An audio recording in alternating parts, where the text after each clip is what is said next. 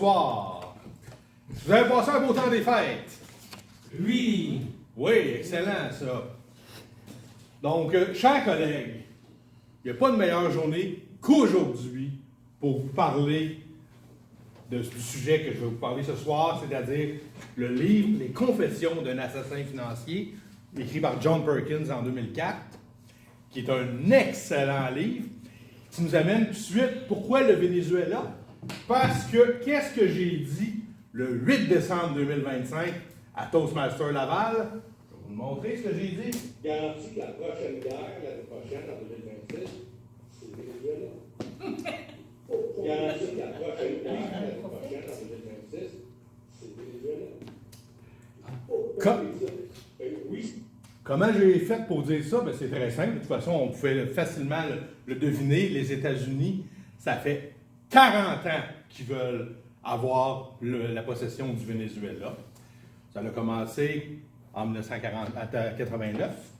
Dans le livre Les Confessions d'un assassin financier de John Perkins, qui est un ancien agent de la CIA puis de la NSA, c'est deux agences de renseignement qui s'interchangent les membres. C'est pas des membres Toastmasters.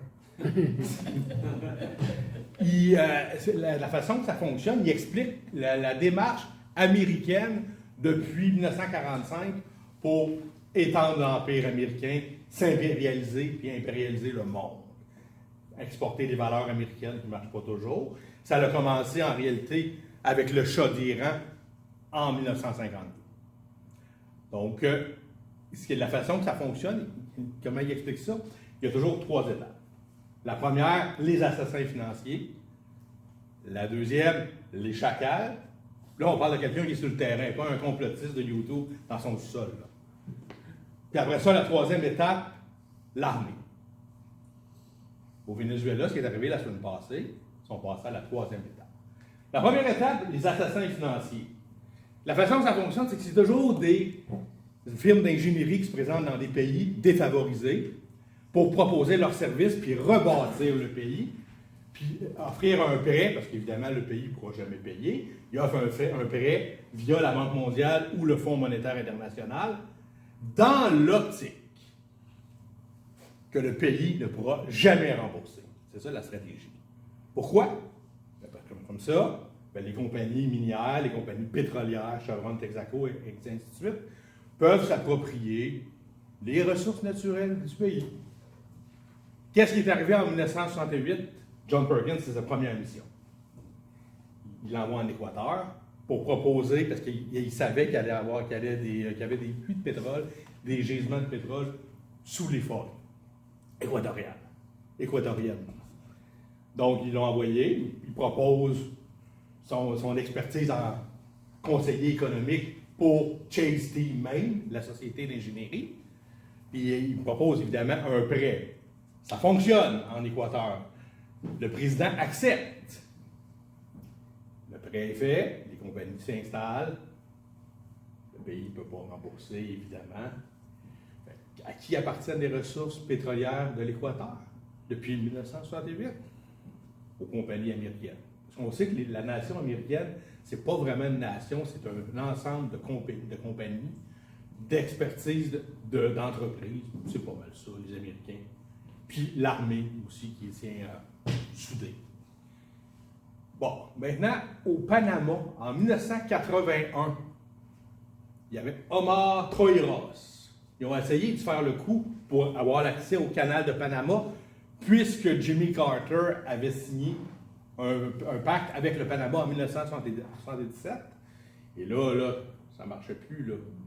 Ça ne marchait plus pour Ronald Reagan. Puis, évidemment, tous les PDG des compagnies pétrolières. Puis des compagnies maritimes aussi, parce qu'il fallait passer par le canal. Fait que là, ils ont proposé le même accord. Sauf qu'Omar Troiros, lui, il ne voulait rien savoir de ça. C'est quand même plate, là. Mais quelques mois plus tard, il y a un accident d'avion. C'est ça qui est arrivé. Ça, c'est la stratégie aussi. La deuxième étape, c'est les chacals.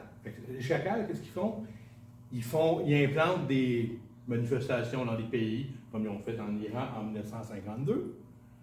Puis après ça, ben, il déstabilise le régime politique. Puis après ça, ben, il plante un dictateur ou un dirigeant fantoche. Le Shah d'Iran en 1952. En 1997, avec Hugo Chavez, là, ils ont eu une drôle de surprise. Ça n'a pas marché, puis ils ont nationalisé le pétrole. Donc, les États-Unis, qu'est-ce qu'ils ont fait? Ils sont allés en Irak pour se libérer de la dépendance du pétrole qu'ils ont avec l'Arabie Saoudite.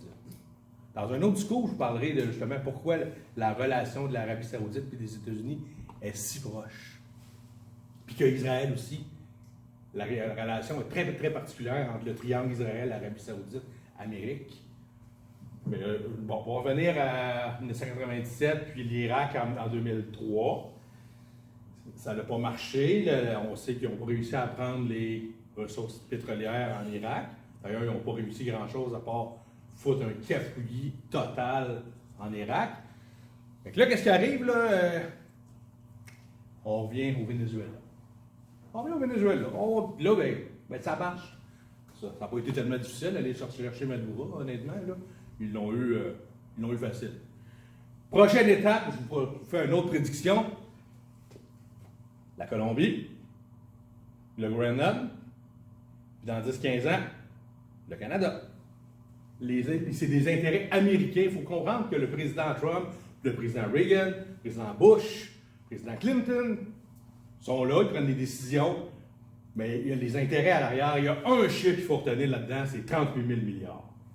Les Américains doivent se financer, doivent financer la dette, puis d'autant plus que la monnaie de réserve américaine est à 50% aujourd'hui d'utilisation dans le monde. Si ça descend en bas de 45, ça va être dangereux pour la dette américaine, puis les créanciers vont vouloir leur argent. Donc voilà pourquoi il y a des guerres, il y a des conquêtes. C'est une question de dette et d'argent. That's it. Il n'y a aucune valeur humaine là-dedans. Pensez-y même pas. En guise de conclusion, ben, j'aimerais dire que mes prochaines prédictions vont se réaliser, je suis certain. Et je reviendrai l'année prochaine vous parler de où on est rendu, quelle colonie est rendue américaine. Bonne soirée! Can I play with madness?